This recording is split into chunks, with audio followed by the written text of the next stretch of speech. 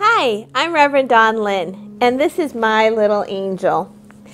You've asked me a lot of questions, and I want to thank you all for submitting them. Lots of good questions, and I do promise that I will get to each and every one of them.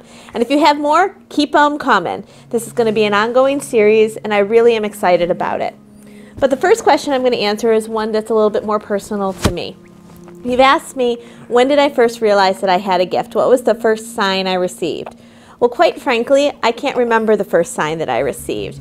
It's been around me my entire life. My mom and my aunt will recount the time when I wasn't much bigger than this little peanut, and they heard a woman's voice in my crib, in my bedroom. And I was in my crib, and I was crying and fussing, and with the woman's voice, I just suddenly stopped.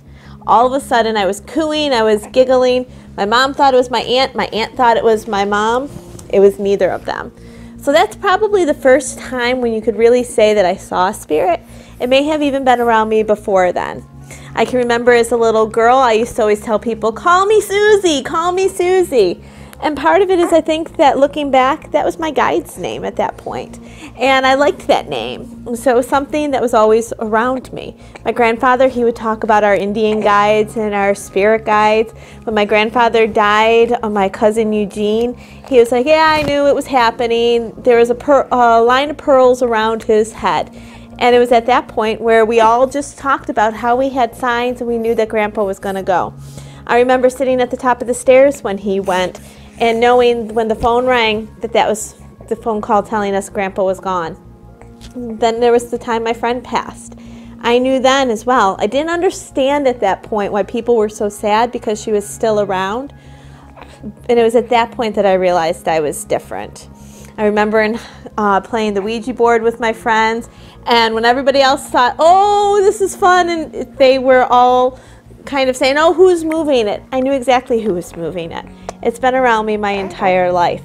Even in college, I was the fun tour guide. I got the problem kids who came around, and I would be telling them the ghost stories from the school. I'd be telling them all the little ins and outs of the spirit side of things. It was when I didn't even necessarily realize that it was part of who I am. It always was. It was then when I was about, I would say 25, when I started taking a lot of courses and I started really listening to the messages that were coming. And very shortly after the prodding of my teachers and my friends, I started doing it professionally. And I've been doing it ever since.